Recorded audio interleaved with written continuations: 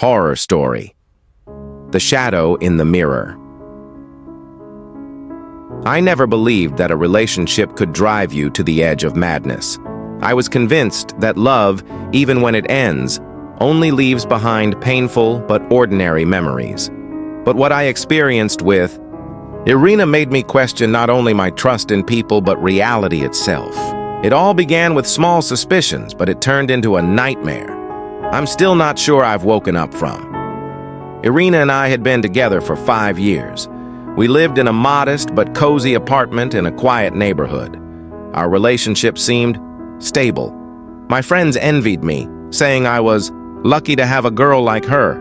Irina was beautiful, charismatic, and could charm anyone. Yet somehow, in the last few months, I began to feel a distance growing between us. It all started with her phone.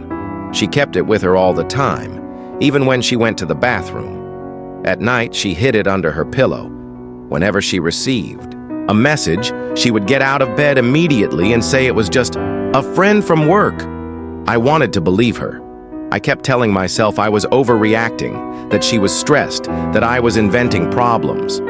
But the uneasiness grew stronger every day. One night around 3 a.m., I woke up. The room was dark, but her phone screen glowed faintly under the pillow. I carefully pulled it out so as not to wake her. On the screen was an unsaved number, no photo, no name, just the initials EL. The message was short.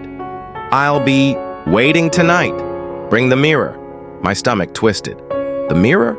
What mirror? I put the phone back and turned away from her, trembling. In the morning, I tried to act normal, but that message was burned into my mind.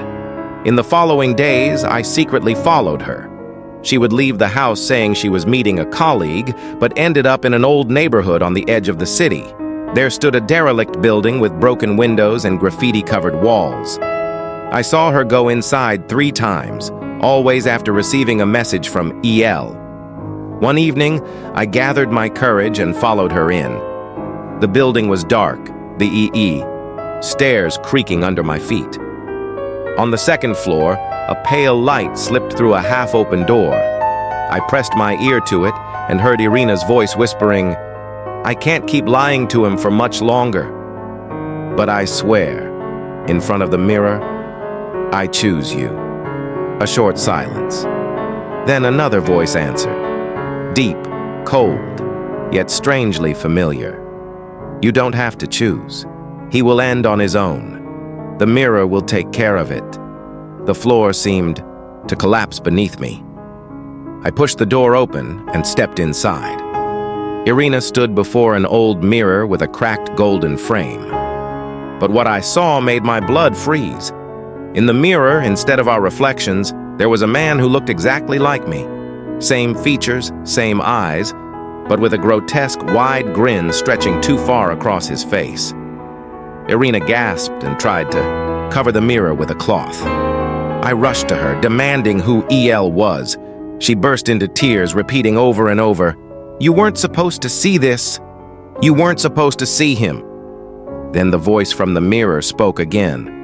This time, not to her, to me. "You don't understand, do you? I'm the one she truly loves. I'm the part of you she desires. And now that you've seen, you must make a choice."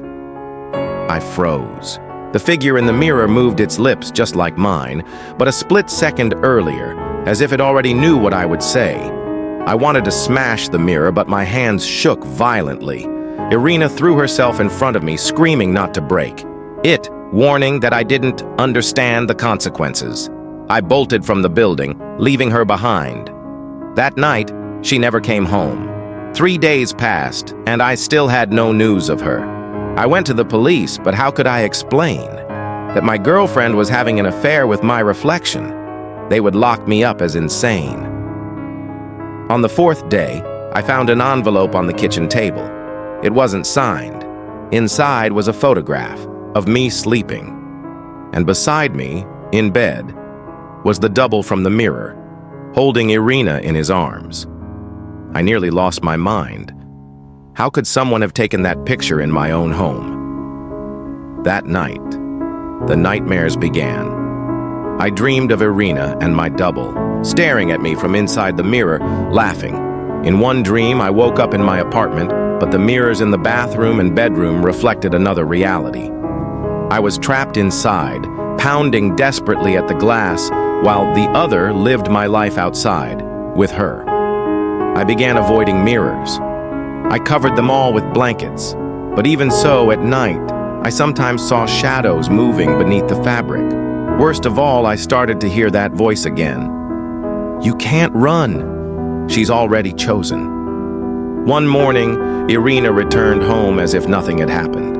Her eyes were red, but she smiled. She walked into the kitchen and began making coffee. I stared at her in shock. I asked where she had been, but she didn't answer. She simply placed a cup in front of me and whispered, "The mirror wants to talk to you."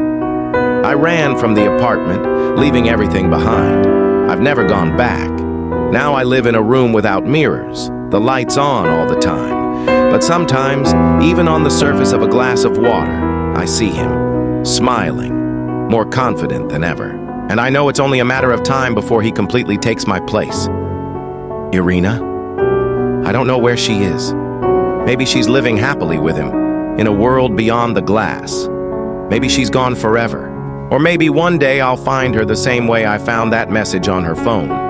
But what I do know for sure is that for the past few nights, I've been receiving text messages on my phone from the same mysterious contact, EL. The messages always say the same thing.